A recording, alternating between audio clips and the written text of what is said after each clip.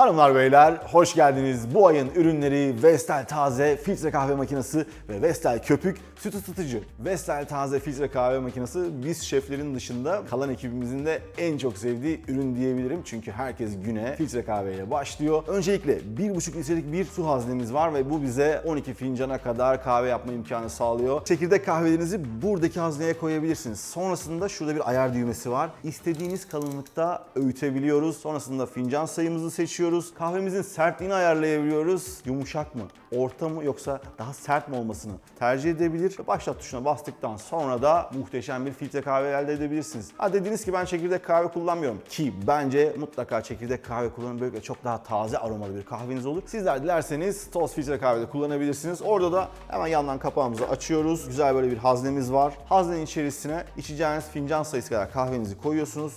Tekrar burayı kapatıyoruz. Toz kahve seçeneğimizi seçip başlat tuşuna bastıktan sonra da muhteşem bir filtre kahve elde ediyoruz. Vestel Köpük süt ısıtıcıyla 500 ml sütü ısıtabilir. 350 ml sütünüzü köpük haline getirebilir ve hatta size şahane bir sıcak çikolata yapıyor. Bunu da az sonra tarifini vereceğim. Bir de yaz günlerinde köpüklü kahve içmek istiyorsanız soğuk olarak da sütlerinizi köpürtebiliyorsunuz. Bugün sizlere içerisinde kahve olan ya da kahvenin yanında tüketebileceğiniz şahane 2 tane tatlım var. Birincisi bir biscotti, yani İtalyanların cantucci dediği içerisinde kahve olan şahane bir kurabiye yapacağız. Ardından bir ıslak kek ama sosu kahveli olacak. Biscottinin yanına bir sıcak çikolata tarifi, kekimizin yanına da şahane bir latte yapacağız. Ama öncesinde kendime güzel bir filtre kahve hazırlayıp başlıyorum.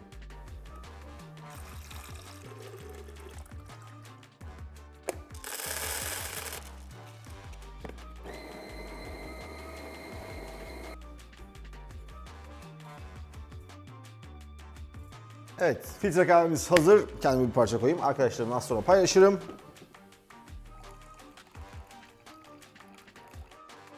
Tarifte kullanacağım filtre kahveyi de koyuyorum. O da birazcık serinlemesi gerekiyor. Yaklaşık 1/3 su bardağı kadar da taze filtre kahveye ihtiyacım var. Biscotti hamurunu yaparak başlayabiliriz.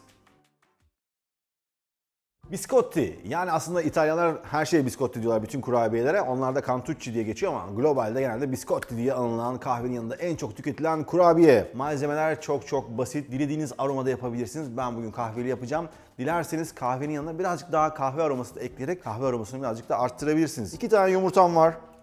Şekerimi de koyuyorum içeriye. Oda sıcaklığında tereyağı. Bu arada bütün detaylı malzemeleri yine açıklamalar kısmında bulabilirsiniz. Aklınızda bulunsun. Şimdi hafiften ılınmış, soğuğa yakın kahvemi de ekliyorum içerisine. Ve yavaşça karıştırıyorum. Şeker, yumurta, kahve ve yumuşak tereyağı birleşmeye başladılar. Şimdi undan içeriye azar azar ekliyoruz. Yaklaşık yarım kilo kadar unum var. Yavaş yavaş yedireceğiz. Aslında yapması birazcık zahmetli bir hamur. Pişirmesi de öyle ama bir seferde çok fazla yaptığınız için sonrasında saklarken, kenarda kavanozda beklerken de gayet güzel oluyor. Biraz daha un ekleyelim. Bu aşamada içerisine bir paket vanilin, bir paket de kabartma tozu ekliyorum.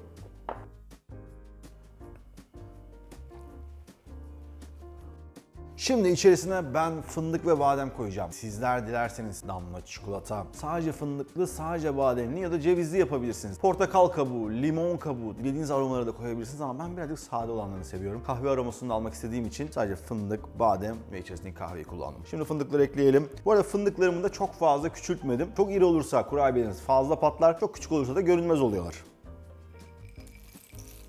Bademleri de koyalım. Yavaşça karıştırıyoruz.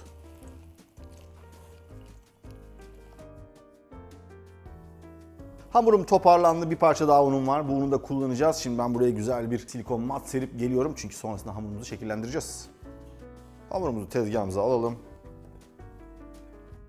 Şimdi hafifçe unlayalım. Yapışkan bir hamur. Ara ara unlarsanız çok daha rahat hareket eder. Şimdi dilerseniz bunu böyle 5 ince parça halinde ince uzun yapabilirsiniz. Ya da daha kalın, daha uzun kurabiyeler istiyorsanız benim gibi 3'e bölebilirsiniz.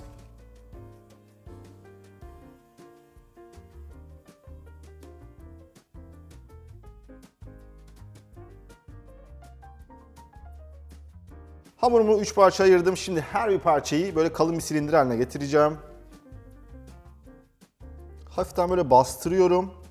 Biraz da yayılacaklar bunlar. Bunu da unutmayın. Ve bir tane tepsiye alacağız bunları.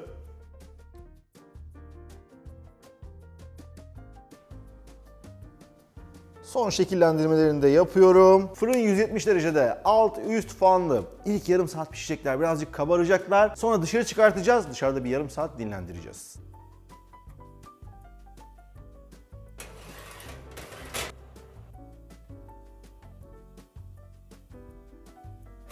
Biskotlerimizin ilk aşaması tamamlandı. Şimdi bunlar oda sıcaklığında bir yarım saat dinlenecekler. Çünkü neden? Her kurabiyede olduğu gibi. Şimdi kesersek ya da dokunursak dağılırlar. O nedenle birazcık soğuyacaklar. Sonra kolayca dilimleyeceğiz. Dersiniz ki ben bu kadar çok kurabiye yapmak istemiyorum. Ben de tavsiyem bu kadar yapın. Sonrasında soğuduktan sonra streçleyin. Derin dondurucuya atın. 2 ay boyunca canınız ne zaman isterse bir gece önceden çıkartın buzdolabına. Normal ısıya gelsin. Dilimleyin. Tekrar atın 170 derecelik fırına. Güzelce kızartın. Çıtır çıtır yiyin. Bunlar dinlensinler. Ben sonra keseceğim. Evet, artık tutulabilir vaziyetteler. Oda sıcaklığına geldiler. Şimdi bunları dilimleyeceğiz. Yaklaşık 1 santimetre kalınlığı bizim için yeterli. Tırtıklı bıçak kullanırsanız da işinizi kolaylaştırırsınız. Düz bıçak kullanacaksanız büyük bir bıçak kullanın. Şöyle karşılıklı bastırarak kesin.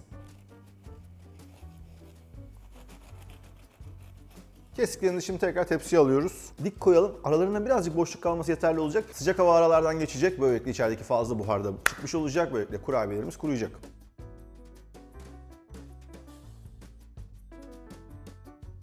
Gördüğünüz gibi hepsinin arasından bir hava geçecek şekilde dizdim. Fırın yine 170 derecede alt üst falan şekilde açık. Bir yarım saat daha pişecekler. 15. dakikadan sonra tepsimizi 180 derece ters çevireceğiz. Böylelikle her yeri eşit kızaracak.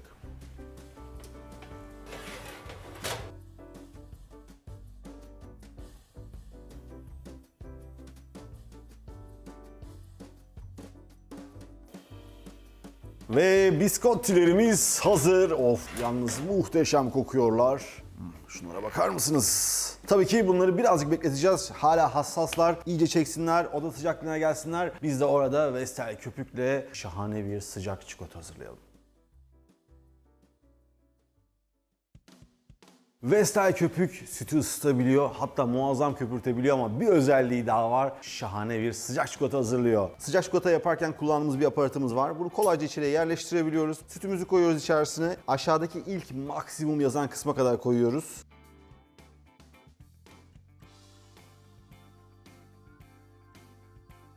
Şimdi içerisine istediğiniz kadar çikolata ekleyebilirsiniz. Parçalarla 1 yemek kaşığı ekliyorum.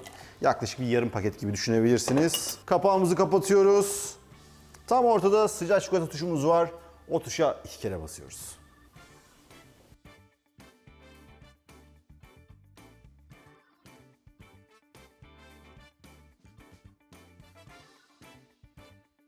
Karıştırma işlemi bitti ve sıcak çikolatamız hazır.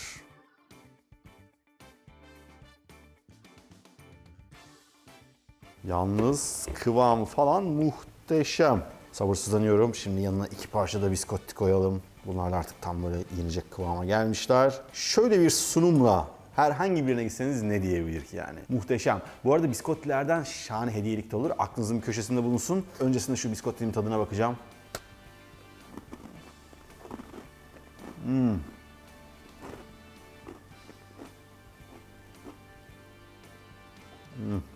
Böyle geriden güzel böyle bir kahve aroması geliyor. Özellikle bademin ve fındığın içerisinden çıkan o aromalar vanilya ile birleşince kıtır kıtır muhteşem bir biskotti olmuş. Bu tarifi mutlaka yapın, kavanozlarınıza doldurun ve bir kenarda bekletin. Her kahve içtiğinizde de beni anarsınız. Ya da böyle güzel bir sıcak çikolata yaptığınızda yine beni anarsınız. Bir de sıcak çikolatanın tadına bakalım. Bakın üzerine çok da güzel bir köpük oluştu. Altta muhteşem bir sıcak çikolatamız var. Ben bitter çikolata kullandım çünkü zaten bol miktarda sütle yapıyoruz. Sizler çok daha şekerli seviyorsanız sütlü çikolata da kullanabilirsiniz ama benim tavsiyem yüksek oranda bir bitter kullanmak. Oh, çok sıcak. Yalnız bu böyle kaymaksı köpüğü falan çok efsane. Bence bu sıcak çikolatanın bağımlısı olacaksınız. Ben bunu içmeye devam edeceğim. O arada hemen ikinci tarife geçebiliriz. Bu ıslak kekin sosu ayrı güzel. Hatta sossuz bile yiyebilirsiniz. Çünkü içindeki keki de muhteşem ama ikisinin birlikteliği inanılmaz güzel. 3 yumurta ve şekeri çırparak başlıyoruz.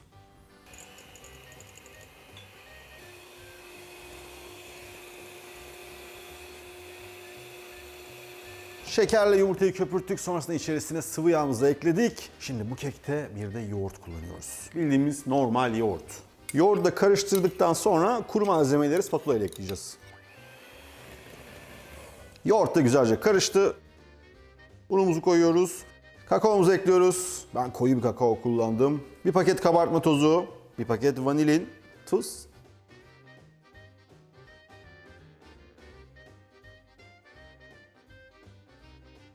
Kuru malzememizi de yedirdik. Şimdi bir tane ben kelepçeli kalıp kullanıyorum ama dilerseniz normal tepside yapabilirsiniz. Böyle karede yapabilirsiniz, yuvarlakta yapabilirsiniz. Canınız nasıl bir tepside yapmak istiyorsa orta boy olsun yeterli.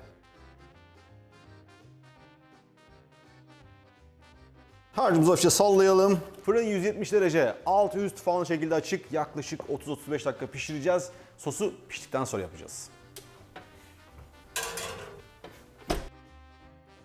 Kekimiz pişti. Görmek ister misin? Gel.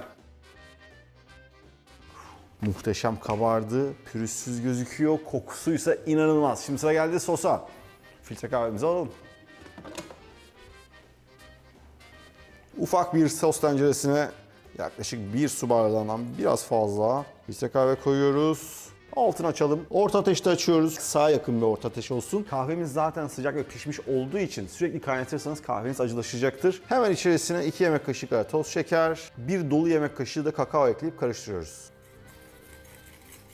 Şeker ve kakao eridiler, kayboldular. Şimdi içerisine birkaç parça da bitter çikolata ekliyoruz. Altını kapatalım. Çikolatayı da çok fazla pişirmeye gerek yok. Zaten bu sıcaklık ona yetecektir.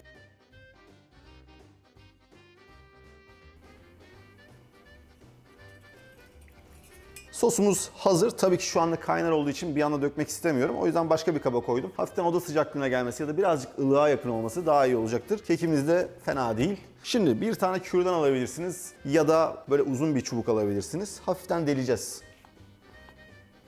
Çok fazla sık sık delmenize gerek yok. Zaten yumuşak bir kek. Özellikle köşelerde birkaç tane delik açarsanız, çünkü köşelerde metal daha yakın olduğu için oraları biraz daha sertleştirir her zaman keklerde. Orasının daha güzel ıslanmasını istiyoruz. Köşeler, ondan sonrasını daha böyle aralıklı delebilirsiniz. Evet, keki de deldik. Her şey hazır. Daha iyi sonuç almak istiyorsanız bir 5 dakika daha dinlendireceğiz. 5 dakika sonra görüşürüz. Evet, güzel. Şimdi sosu dökme vakti.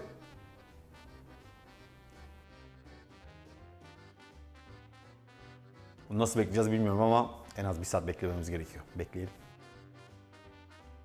Islak kek dinlendi. Ufaktan yeme vakti geliyor ve ben heyecanlanıyorum ama yanına güzel bir kahve yapacağım. Hem de latte yapacağım. Videonun başında sizlere Vestel Taze ile çekirdek kahveyi kullanarak filtre kahve nasıl yapılıyor onu gösterdim. Şimdi tazeyi kullanarak toz filtre kahvemizi nasıl yapacağımızı göstereceğim. Hemen kapağımızı açalım.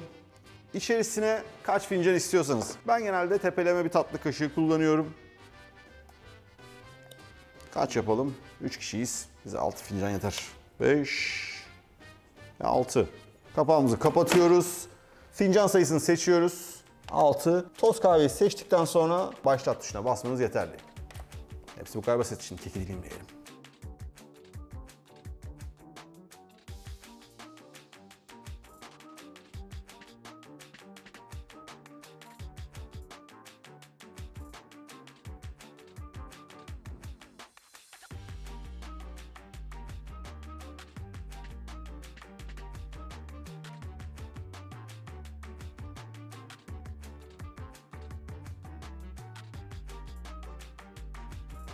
Vestel Taze'de sıcacık filtre kahvem hazır. Islak kekim de hazır.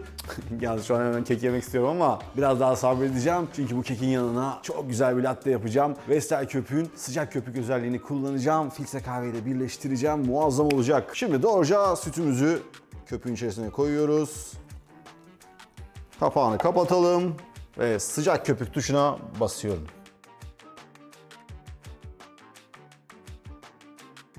Köpüğümüz hazır. Şöyle bir içine bakma. Of. Çok güzel gözüküyor. Hemen kahvemi fincanıma koyuyorum. Üzerine de sıcak süt köpüğü. Ve lattem de hazır. Sıra geldi tatlarına bakmaya. Şahane bir ikili oldu. Öncesinde kekin tadına bakalım.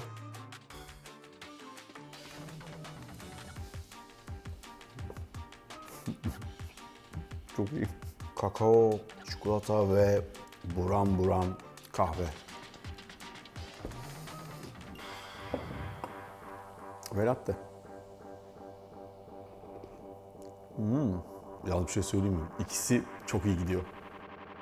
Bugün sizlere Vestel taze filtre kahve makinesi ve Vestel köpük süt ısıtıcıdan bahsettim. Ekibimizin ve stüdyomuzun vazgeçilmezi olan bu ikiliyle sizler de evlerinizde muhteşem kahveler, içecekler hazırlayabilirsiniz. Ekstradan yanına 2 tane de güzel tatlı tarifi verdim. Sizlerin de kahveyle hazırlanan, kahvenin yanına iyi giden tatlılarınız varsa belki yorumlarda benimle paylaşırsınız. Videoyu beğenmeyi, kanala abone olmayı unutmayın. Bir sonraki videoda görüşmek üzere. Bay bay.